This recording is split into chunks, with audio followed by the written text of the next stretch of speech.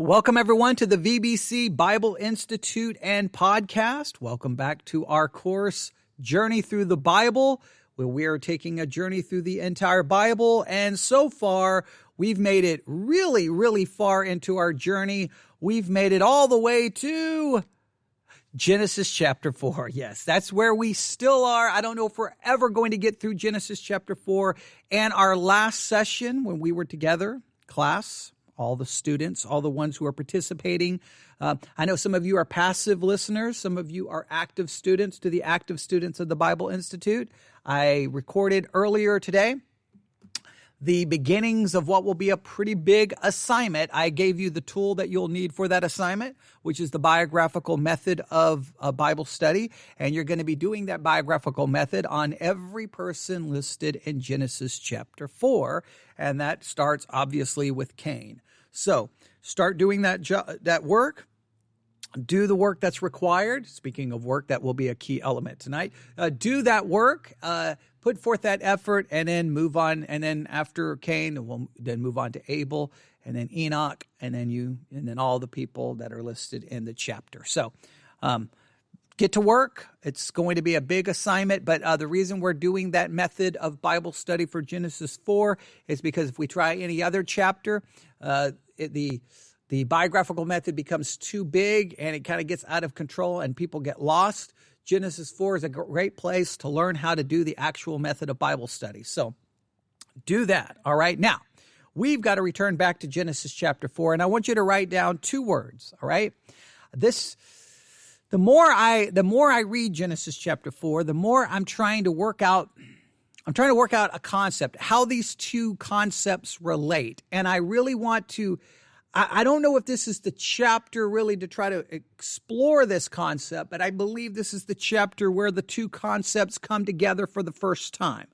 And because they come together for the first time, then I think we need to at least try to unpack this. Now, trying to unpack this may damage a little bit the way we're trying to go through. I mean, each chapter of every book, we're going to approach each chapter in a unique way, because I think every chapter has its own content that requires sometimes a different approach and a different way of thinking. So I know we're not really going verse by verse, but it may feel like that at times. But in Genesis 4, we're really trying to we're taking our time. And I think in Genesis, you have to take your time because it lays the foundation for everything else. And if you don't get Genesis right, you're done. You're not going to get Exodus. You're not going to get Leviticus, Numbers, Deuteronomy, Joshua, Judges, Ruth. I mean, go on through the whole Bible. Everything begins to fall apart. The more you mess up Genesis, the further you're going to get away from any accurate understanding or interpretation. Genesis has to be the foundation to get right. So I think that's very important, all right? So that's one of the reasons we're taking our time. But in Genesis chapter 4, here are the two words I want you to write down. Work, worship. Work, worship. Work and worship. Now, what correlation, what relationship exists between work and worship? It's very important. I want you to really get this down because I think it's key. I know what the church answer is. The church answer, everybody say the church answer will say, well, worship is what I was created for. I was created to glorify God and to enjoy Him forever. I was created to worship God. We were created by God for God. Okay, congratulations. You gave me the church answer. Woohoo! Aren't you proud of yourself? Okay, what does that mean Monday, Tuesday, Wednesday, Thursday, Friday, Saturday, Sunday? Especially for the person who's not a priest, not a monk, not a nun, not a pastor, not a missionary, but someone who Monday, Tuesday, Wednesday, Thursday, Friday goes to a job and works. How does work then relate to worship if worship is the most important thing you do? Now, I know what everyone says. Well, then I'm supposed to do my work as an act of worship. But do you really pursue it that way? Does it really look that way? So we started talking about work the last time we were together. That did not go so well because of the interruption. So let's go back to Genesis chapter 4, and I'll try to give you try to remind you a little bit of how I'm outlining the chapter and how I'm working this. All right. So let's go back to my notes. Here we go. The first thing in Genesis chapter 4 that I believe we need to write down is number 1, 2 sons. 2 sons. And we talked about that in great detail. We were introduced to these 2 sons in Genesis chapter 4, verse 1. And Adam knew Eve, his wife, and she conceived and bare Cain and said, I've gotten a man from the Lord. And she again bare his brother Abel. We've got the 2 sons, and we did a pretty extensive study of them.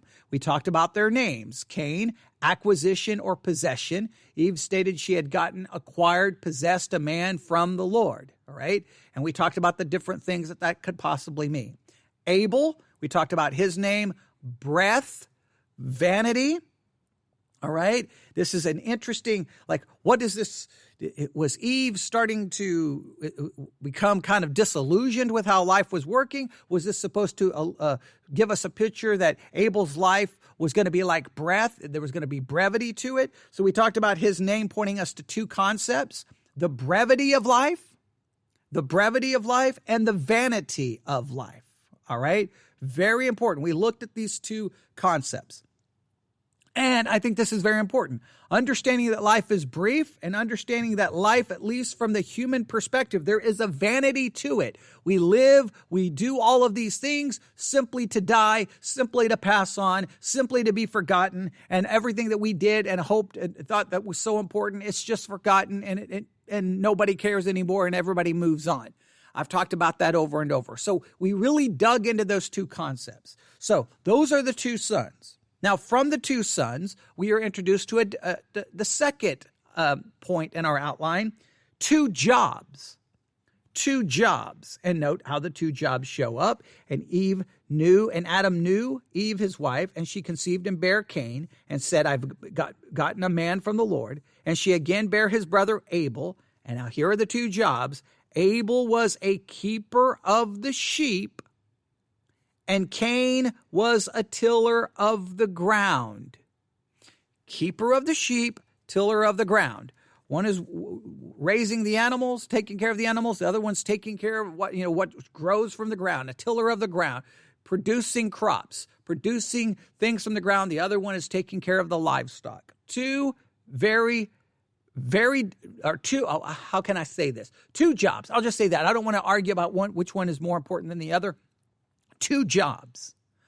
Now, they have work to do. Now, this is very important. We discussed this a little bit last time. I'm just going to kind of go back over. I'm going to try to just read some of the notes so that we can move quickly through this. All right. I would assume, and I think we can agree, that most likely Adam certainly taught his sons to work, taught them how to work. He may have even taught them why they work. And I think we could agree it seemed to be a part of God's creation mandate, all right, that they were to be co-laborers with God, that they were created and then God gave immediately Adam and Eve things to do in the garden. And we talked about those things, and we see that. We see a little bit of it in, I think, Genesis chapter 1, verse 26. I believe Genesis 1:26. We see it. God created man in his own image. In the image, God created him, male and female. He blessed them. Be fruitful, multiply, replenish the earth, subdue it, have dominion over the fish of the sea and over the fowl of the air and over every living thing that moveth upon the earth. So he talks about having dominion, talks about doing all of these things. Then if we get over to Genesis chapter 2, Genesis chapter 2, where do we have it? Verse 15, Genesis 2:15. And the Lord God took the man, put him in the Garden of Eden to dress it and to keep it. So let's make sure we just understand work was assigned before the fall. Work is assigned before the curse of the fall. So work is something given to man by God. And obviously Adam then teaches Cain and Abel this responsibility. There's something that they have to do, right? Now, that's very important to understand that, all right? Work isn't, and I think this is very important, we are not to perceive work as a punishment from God because of sin. For Adam had work to do in the garden before Adam and Eve fell and yielded to Satan's temptation. The biblical approach to work, that we are privileged to cooperate with God by using his creation gifts for the good of people and the glory of God. And we looked at some scriptures about this, but let's make sure this is very important. Work wasn't a part of the curse. Part of the curse was the difficulty one would end up experiencing in trying to do the work, especially the work that they would be doing, because they would be working with the land. They would be working with the animals. And all of creation had now fallen, as a result, all of creation had suffered because of the fall. All of creation groans until the coming of Jesus Christ, until there's a new heaven and a new earth. This earth suffers. So now growing things is going to be difficult. Tilling the ground is going to be difficult. Raising animals is going to be difficult. There's sickness, there's death, there's disease. One animal will kill another animal. All of the different things that are required. Now it's going to be work. You had work, but now this work is going to be difficult from the sweat of the brow. That is the thing about it. But this is very, very, very important to remember. The difficulty is a part of the curse. The work is not to be seen as being a part of the curse. And it's very hard to draw that distinction, especially for this. And this is where I really struggle. Remember Abel's name. Right? We know Cain's name, acquired a man from the Lord. Abel's name, breath, vanity. Well, when you are confronted with the reality that life is short and you're going to die, well, then work feels like a curse because you're taking up the very time that you could be doing what you want. Now, keep that in mind. Keep that in mind. You cannot deny. Now, I know some people, I guess some people see their job, they find such identity in their job that they don't perceive it as taking away from their life. I've never understood that. I mean, there's a million things I want to do. Work takes away from what I want to do. All right. So I've always perceived it as an enemy. I'm being honest with you. I perceived it as an enemy. It's trying to take away. Now, I always tried to make the best of it and tried to do the best I could, but it still was taking away from what I wanted. Keep that in mind. When you're confronted with the fact that you don't even know how long you're going to live.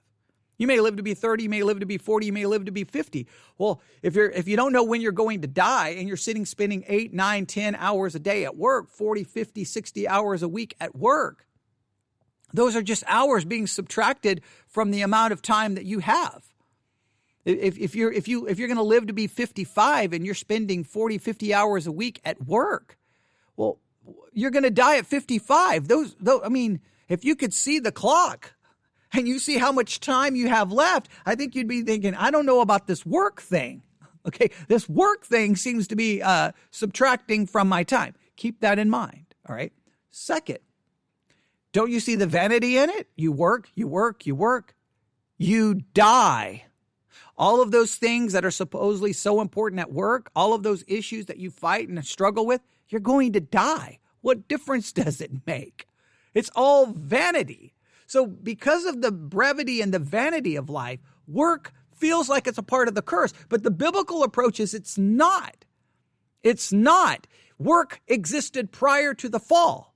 The difficulty in it, the vanity in it, the brevity in it is a part of the fall. How to separate those two are very, very difficult. And I think the key, this is very important, the key of separating the two has to do with the word worship. If you ignore the worship, work becomes a meaningless exercise in futility. It may become a advantageous in order to get things, but it's still going to feel the vanity in it. The work has to be perceived as something great. There's got to be something transcendent happening in that process, or it just feels like you're washing the dishes. It just feels like you're folding the clothes. It just feels like you're vacuuming the floor. It just feels like you're building the house. It feels like you're putting out the fire. It feels like whatever job you do, it just begins to feel like there's got to be something transcendent to it, or you feel like you feel the curse. You feel the curse. You don't feel the work before the curse. You feel the results of the curse. The biblical approach is that work without worship is vanity. Work without worship is vanity. And I think it's very, very important. Work without worship becomes idolatry.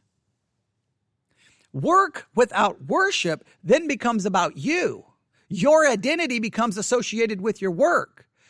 We see this all the time when maybe men do this. I don't know about women, but men will do this a lot when they meet you. So what do you do? So knowing what I do has anything to do with who I am? What I do is irrelevant to who I am. What I do is irrelevant really to anything. In fact, it's usually just meaningless. It's what brings about money. That's about all it is. But many people's identity is associated with their work. And this is important. If work is not connected with worship, your work becomes idolatry.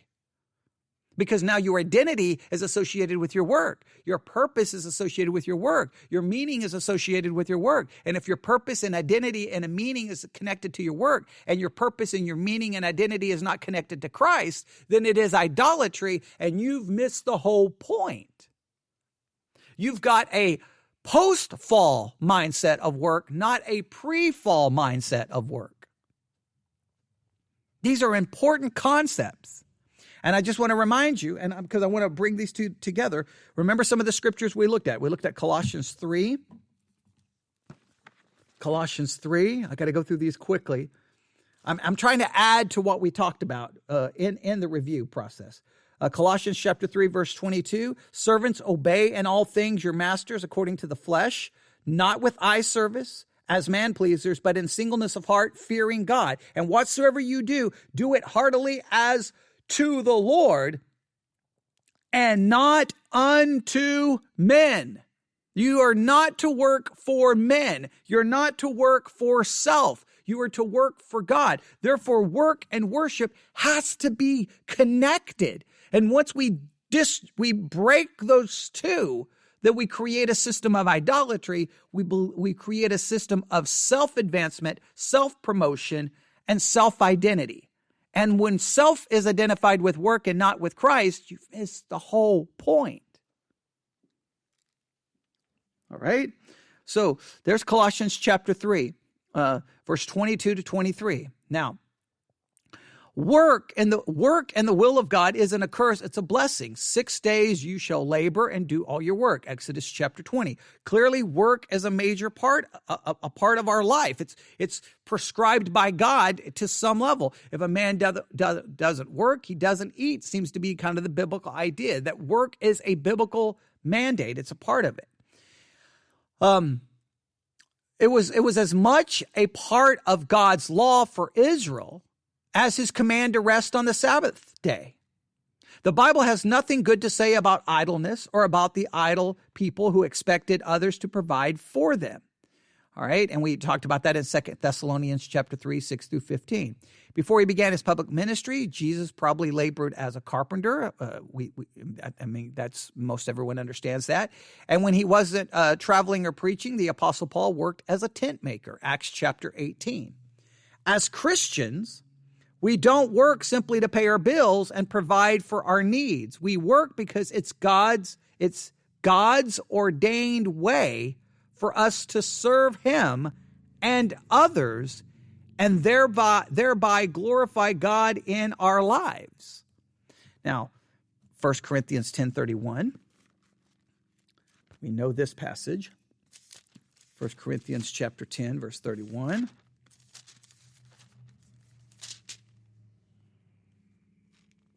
1 Corinthians 10:31, whether therefore you eat or drink or whatsoever ye do, do all to the glory of God.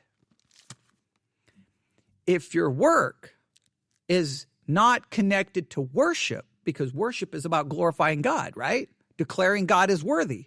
God is all worthy. That's what worship is all about, declaring the worth of God.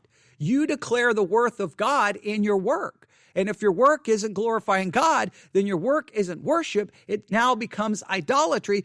No, I'll take that back. Work will always be worship. It's either a worship of God or it's a worship of self.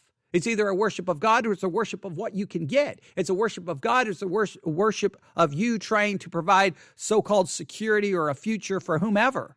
That's about you. Well, that's vanity, meaningless, uselessness. Work predates the fall. A pre-fall understanding of work is it's God ordained and it's ordained to glorify God. A post-fall view of work is about me, about mine, about my identity. It's about what I can get. How can you glorify God and serve others in your work? This is very, very important. As we don't work just to make a living, we work to make a life, to develop our God-given abilities and to seek to increase the quality and quantity of our labor. And I've got some quotes written down here from some different people, but that's really irrelevant here. All right. And so I think there's a lot more I would have here. So make sure you understand this. Work predates the fall. Work is not part of the fall. Work is ordained by God, and your purpose in work is to worship God and to glorify God. You are to work to worship. You are to work to glorify. You are to work to serve God and to serve others. And if your mindset is not, this is an act of worship, and you don't do it as unto the Lord, then you're doing it the wrong way. And it will become a system of idolatry. It will become a system of you. It will become a system of self-identity. Instead of a Christ identity, it's going to be a self-identity. This is absolutely critical. Now, why am I stressing this? Well, go back to Genesis 4. Go back to Genesis 4. All right?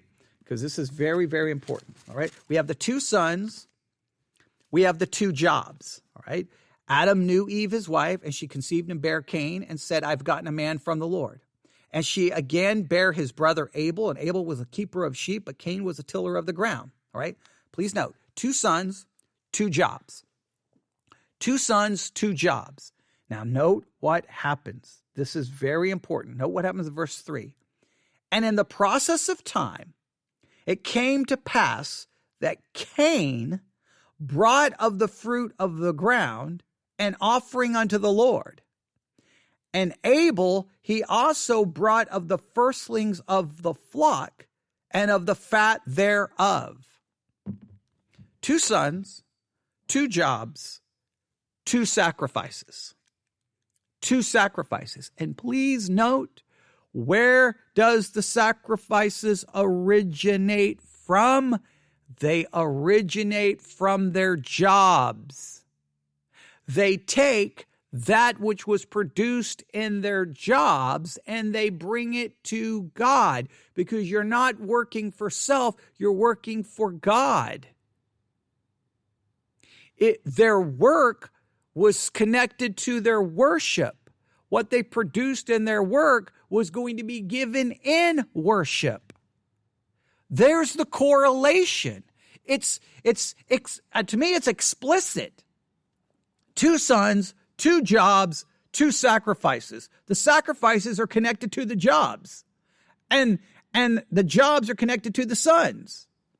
It's all interconnected. Now, this is important. Your work has to be done in a way that you are glorifying God, and from your work, you are to give back to God. that keeps the work as an act of worship. All right? Man, let's look at, I'll look at 3 scriptures here because I think it's very important. I think there's 3 scriptures here that we have to look at. All right? Because the worship and the work, you work to produce things, right? You work to produce things, especially in their culture. Think about it this way. We work to produce things. We work and to obtain things, right? We work to obtain wealth. We work to obtain material value. We work for whatever the purpose is. We work and we obtain things. We get things. They worked in growing crops. Well, then they had crops. They worked and taking care of the sheep. Well, then they had the animals there. So their work produced things. But guess what? They were to take from what they had to give to God. There was a time that they took from what their work produced, and they were to sacrifice part that they could have kept for self, but to give it to God. Not because God needed it, but because this was a way of making sure they understood that work and worship had to be connected, or the work became absolutely futile and vain. And there are 3 scriptures we can look at here. One's very famous, Proverbs chapter 3. Proverbs chapter 3.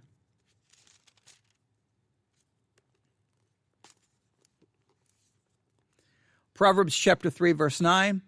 Honor the Lord with thy substance and with the first fruits of all thine increase. Honor the Lord with thy substance and with the first fruits of all thine increase. This was a very important principle. It's a biblical principle. Clearly it's a principle that's associated with Israel, and there's a promise of blessing associated with it in the next verse, but I just want you to see the concept. Honor God, right? Honor the Lord with your substance, with the first fruits of all thine increase. The things that you produce, honor God with it. Why? Because you're not working for yourself. You're not working for your advancement. You're not working for your future. You're not working for your security. You're working to glorify God. You're working to worship God. Now, if you're truly worshiping God, you will take what your work produced and you'll give it back, some portion of it back to God, demonstrating that you're truly worshiping God in your work. If you're not willing to give, then you demonstrate you're not really worshiping. You're working for self.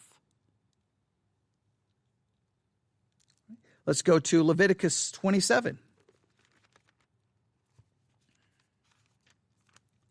Go to Leviticus 27. Leviticus chapter 27.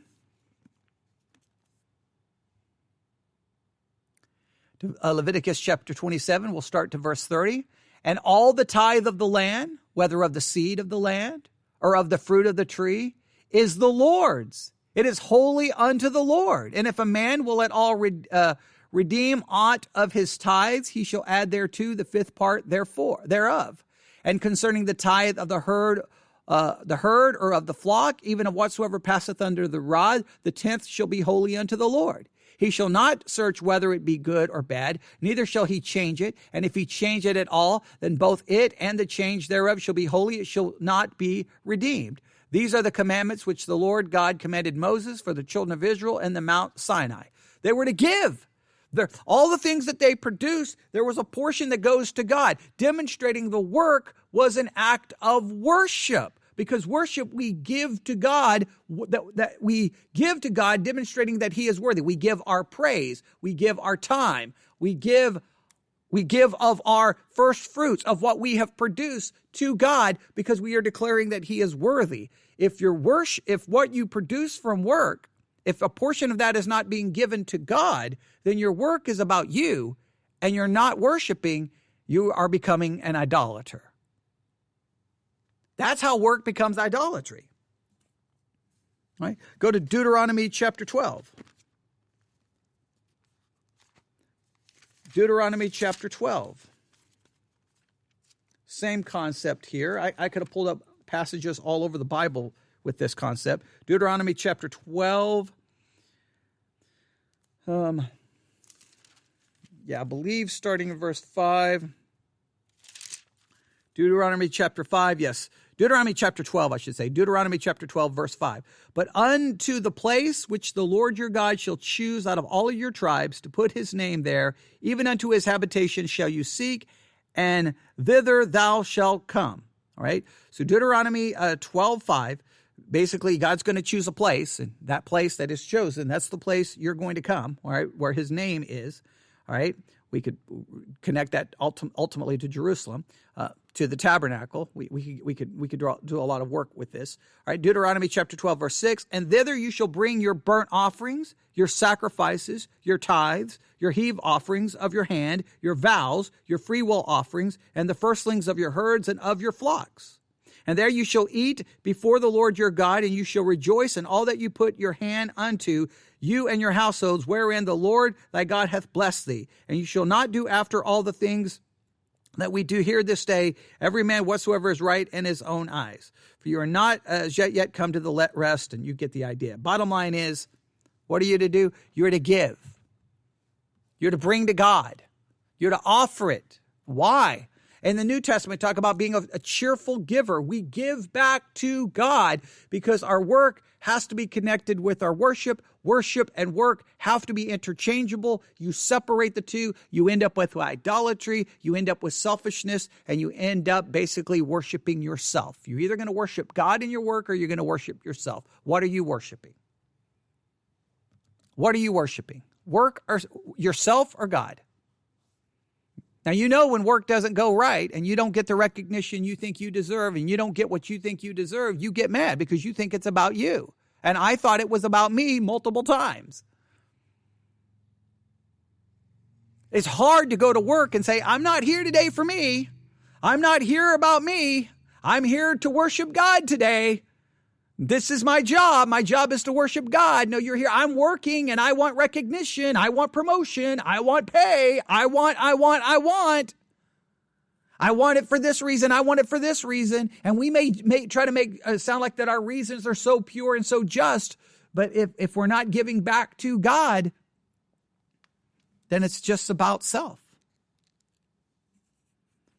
I think it's very important to understand this. One commentary put it this way: Adam and Eve had learned to worship God during those wonderful days in the garden before sin had brought this curse to their lives and to the ground. Certainly, they taught their children about the Lord and the importance of worshiping him.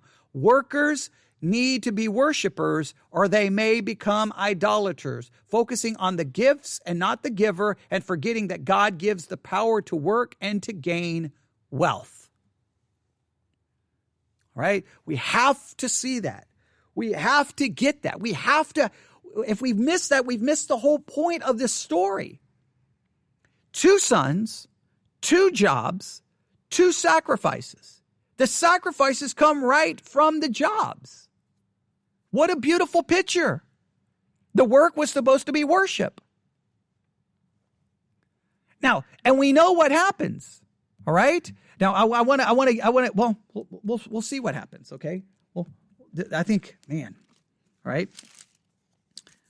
There's so many different directions I want to go. All right, 2 sons, 2 jobs, 2 sacrifices. Now, look what happens in Genesis chapter 4, verse 4 through 5. We get another 2. And Abel, he also brought of the firstlings of his flock, of the fat thereof, and the Lord had respect unto Abel and his offering. But unto Cain and to his offering, he had not respect. Stop right there. We get 2 reactions. 2 reactions. God reacts in 2 different ways to the sacrifices. Now remember that they worked, they bring the sacrifice, and they're bringing it to God. So the whole situation is supposed to be about God. So God now reacts. And God can react any way he wants. And he has 2 very different reactions. All right? 2 very different reactions. God accepted Abel and his sacrifice. Look at Genesis 4:4. Genesis 4:4. And the Lord had respect unto Abel and to his offering. I think that's very important. He accepted Abel and the offering. He accepted both. He accepted both. But look what happens. But unto Cain and to his offering he had not respect. He accepted Abel and his offering. He rejected Cain and his offering. Now, why? What was the reason he accepted one and rejected the other? This is the question Bible, students argue and they debate and they have all kinds of different opinions and all kinds of different theories. They're like, well, Abel brought a blood sacrifice. And Cain, he brought of the crops that grew from the ground. Well, obviously, God wanted a blood sacrifice because when Adam and Eve sinned, he provided he brought the skins of animals to them, demonstrating that now a blood sacrifice was required. Therefore, the reason God rejected Cain is he didn't bring blood. Now, that is preached a lot, all right? And that sounds really good, and it preaches a very good sermon. It does preach a very good sermon, but I think we have to be careful here and not go too far. The text, number one, the text doesn't tell us why. That's number one. Number two, we do have a cross-reference that seems to give us indication of the possible reason why it was rejected. And I think we know where it is, all right? I think I should just ask everyone to answer it. It's in the book of Hebrews. It's the book of Hebrews, and you probably know where. Hebrews chapter 11, verse 4. Hebrews chapter 11, verse 4. By faith, Abel offered unto God a more excellent sacrifice than Cain, by which he obtained witness that he was righteous, God testifying of his gifts, and by it he being dead yet speaketh. What was the difference? One was offered by faith. One was offered with the focus being on God. Abel showed up as a worshiper. He took the thing from his work and he truly worshiped God. Cain showed up going through the motions. He wasn't truly worshiping God. It wasn't faith. He was fulfilling a religious duty. He was fulfilling a religious requirement. He was doing what he was taught to do. He was doing what his parents told him to do. He wasn't doing it out of faith. Clearly, Hebrews 11 draws the distinction between the two. One is by faith. Clearly, the other one wasn't. It's the faith that drew the distinction. Why? Because your work has to be worship. And if your worship isn't worship, God's going to reject it. He's going to reject your work, okay? He's going to reject what your work produces. Here's how one commentary stated it. God accepted Abel and his sacrifice, and perhaps indicated this by sending fire from heaven to consume the animals. Now, I think we have to be careful there. Yes, that does occur in Leviticus 9, 1 Kings, 1 Chronicles, but we don't know if that's the way things are operating. But clearly, he accepted it. He rejected Cain and his sacrifice. Cain wasn't rejected because of his offering, but his offering was rejected because of Cain. Hear that again? He rejected Cain and his sacrifice. Cain wasn't rejected because of his offering. His offering was rejected because of Cain. God accepted Abel. And please note how the text reads. Go back to Genesis 4. Go back to Genesis 4. He had respect unto Abel and to his offering, but unto Cain and to his offering he had not respect. It's the person first, then the offering. All right. God accepted Abel and his offering because Abel approached God by faith. He rejected Cain and his offering. It wasn't that the offering was rejected, it was Cain that was rejected. And because of Cain, the offering was ultimately rejected. I think that that's a very important distinction there. All right. Again, let me read that again. He rejected Cain and his sacrifice. Cain wasn't rejected because of his offering, but his offering was rejected because of Cain. His heart wasn't right with God. It was by faith that Abel offered a more acceptable sacrifice than Cain, which means that he had faith in God and was right with God. In later years, the law of Moses prescribed offerings of grain and fruit, Leviticus 2, Deuteronomy 26. so we could possibly argue that such sacrifices were acceptable from the beginning. But even had Cain brought an animal sacrifice and shed their blood, they wouldn't have been accepted by God because of the state of Cain's heart. Abel brought the best that he had and truly sought to please God. But Cain did not have that attitude of faith. Behold, to obey is better than sacrifice, and to hearken than the fat of rams. 1 Samuel 15:22. And we could look at some other passages in Isaiah, Hosea, Micah, about how they would bring sacrifices not in the right way. They would draw close to God with their lips, but their heart was far from him. God was wanting more than just a religious ceremony. He was wanting more than them just going through the motions. The fact that people attend religious meetings and participate in church activities is no proof that they're true believers. It's possible to have a form of godliness but never experience its saving power. These people came near to me with their mouths and honor me with their lips, but their hearts are far from me. Isaiah 29:13. The most costly sacrifices, apart from the submission of the heart, can never make the worshiper right before God.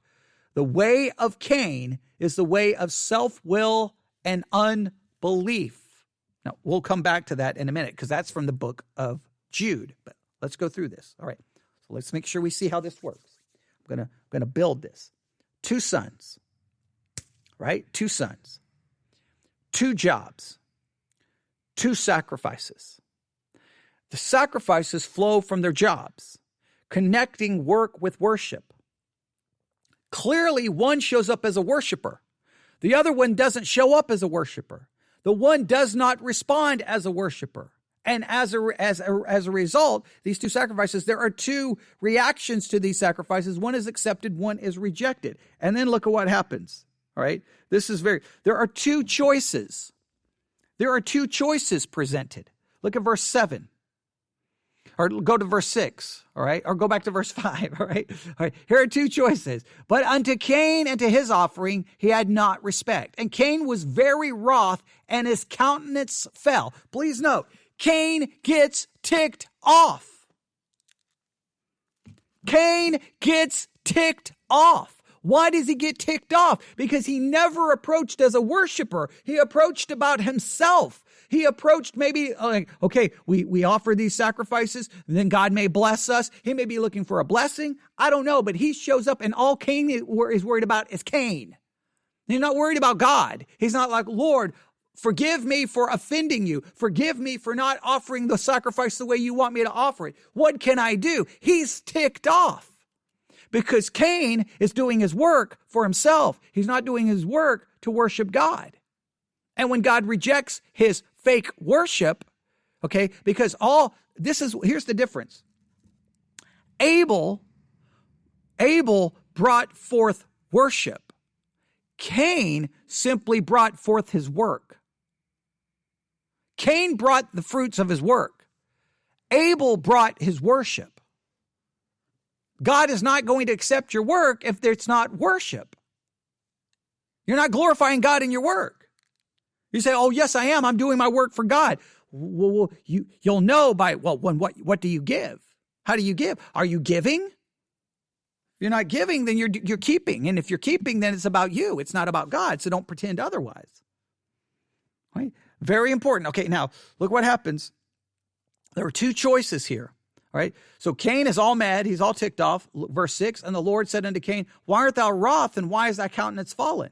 If thou doest well, shall thou not be accepted? And if thou doest not well, sin lieth at the door, and unto thee shall be his desire, and thou shalt rule over him. Now, here are the 2 choices.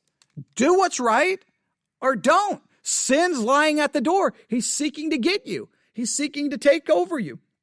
He's seeking to possess you, to control you. You have a choice here. There are 2 choices before Cain.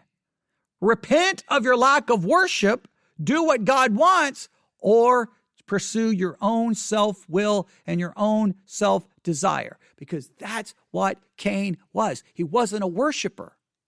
He was a worker, but he wasn't a worshiper. And when workers are not worshipers, then all they become is selfish focused on their self, and they'll get caught up in office politics. They'll stab people in the back. They're going to take what they can get because all they care about is their stinking selves.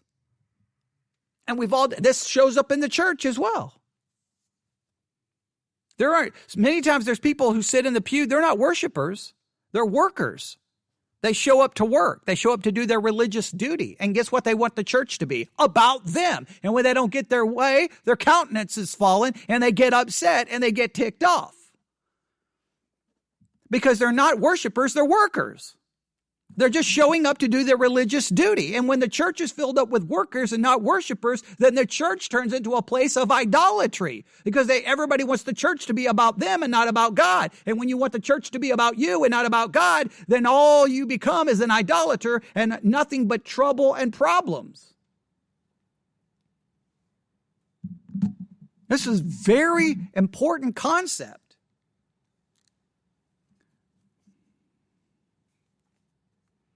Very important concept. Let me look here. I got all kinds of notes here, but I think what I'm going to do.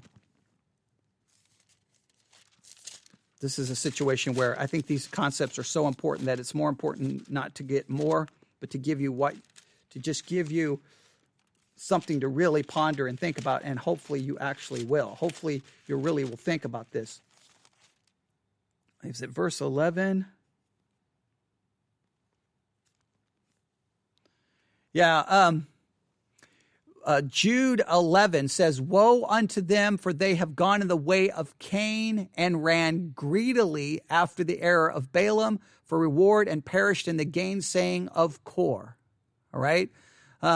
So, in the way of Cain and ran greedily after the error. So what's the way of Cain? The way of Cain seems to be selfishness. It seems to be, I think the way of Cain, here's the way of Cain. I'm just going to describe it in my way. The way of Cain is a worker who's not a worshiper. As a worker who's not a worshiper, and all they care about self. They want their reward. They want to be accepted. They want their recognition. They want their way. Churches are filled with Cains. They're filled with them.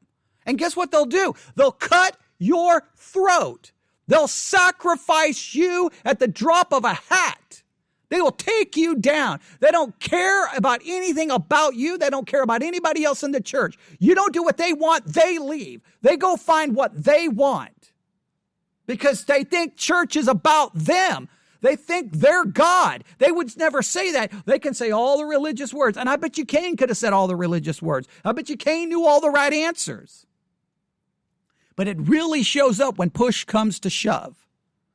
When you don't get your way. No, Cain, not accepting your sacrifice. What? How dare you? Well, Cain, what's wrong? What's wrong? All you got to do is the right thing. Huh. I'll show you the right thing. I'll show you the right thing. I'll show you the right. You want a sacrifice, God? I'll give you a sacrifice. And he gave God a sacrifice. He killed his own brother and shed his blood. And you know why? Because when you are a worker and not a worshiper, you'll kill even the person you're supposed to love because all you care about is yourself, your work, your recognition, your position. You become the priority. You become the purpose. It's all about you. And you see that if you've ever been in a work world, you see that selfishness and that self-promotion and man, stab anyone in the back for any reason. And I'm telling you, it shows up in the church. Are you a worker or a worshiper? Your work has to be your worship. They have to be connected. They have to be. Now, some people are really good with their secular job, right? Their secular job, they're like, okay, I work to worship God, and they show up and they give their 10%. They give above and beyond. They're great givers. Amen. Thank you for giving. But when they come into the church building, they forget that church is a place of worship. And what they do is they turn worship in the church into work. And then they begin just to work they have a very secular view of worship. Even though they say they don't, they view worship as a spiritual duty that they are fulfilling, and they're not worshiping God in it. And therefore they just become, idolaters of self. and they think church is about them, and they want to be served. And when they're not served, when they don't get their way, they're gone, man. And they don't care who's affected. They don't care. They don't care about your kids not having a church. They don't care if the church closes down. They could care less. They don't care. They're like, peace out, gone. They don't come back to check. They don't care. And even if it's 6 months, before they join the other church, they won't even bother sending the offerings back to support that work. No, they're just done. Why? Because they didn't get their way. And if they don't get their way, and they always walk away thinking that they're the godly ones. I bet you Cain would have felt like he was the victim. He probably felt like, I was done wrong. I was done wrong by God. I mean, he went so far to kill his brother. Obviously, he's pretty ticked off. Because when you are a worker and not a worshiper, you can't see beyond yourself. Worship is the thing that gets your eyes off yourself. This is a powerful story. And it sets up the whole it sets up the whole Bible. Are you going to be a worker or a worshiper? A worker or a worshiper? How many times Israel was just working? They were just working. They weren't worshiping. And when the minute they stopped worshiping, all they cared about is themselves. Work and worship. Two very important concepts. Two very important concepts. I'm going to stop right there. I'm looking forward to hearing what people have to say about all of this. You can email me at newsif@yahoo.com. newsif@yahoo.com. I mean, there is some powerful stuff right there. Nobody else may think it was. Nobody else may think it is. I'm telling you what we're scratching. Maybe other preachers could put it in a better way, but we just hit like theological gold right there. Okay. That's some great stuff. Not because of the way I presented it, just because it's there in the Bible. You need to really meditate and really think about what's happening in that chapter. Something so profound is happening in that chapter. And I think so many times preachers gloss over this. They miss it. They miss it. So I want you to really think about it. All right, I'll stop right there. All right, that concludes this session of the VBC Bible Institute. Thank you for participating. You have an assignment in Genesis chapter 4, the biographical method of Bible study. I taught that method again. I changed it up a little bit. Use that method. Start working on the biographical method for Cain. That should be relatively easy. I think there's 11 biblical references to Cain. One's in Joshua. I don't know if that's the same Cain. You'll have to look. Most of them are in Genesis 4, and then you've got in 1 John, and then you've got in Jude. And I think, and Hebrews 11. And I think that's it. And then you'll do one for Abel, then Enoch, and then you have that list of names that shows up there in Genesis 4. All right. You have them all there. I don't want to start saying the names incorrectly. Right? Lamech definitely shows up there.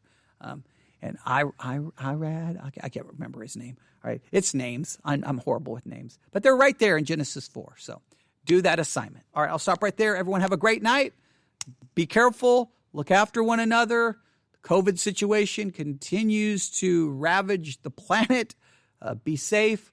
Look after. Pray, and we'll just do whatever you can. For those listening, support your church wherever you are. Support whatever ministry you can, because, man, it's going to be a tough time over the next for the rest of 2020. So much we could say about the rest of 2020, but please pray. All right, everyone have a great night. God bless.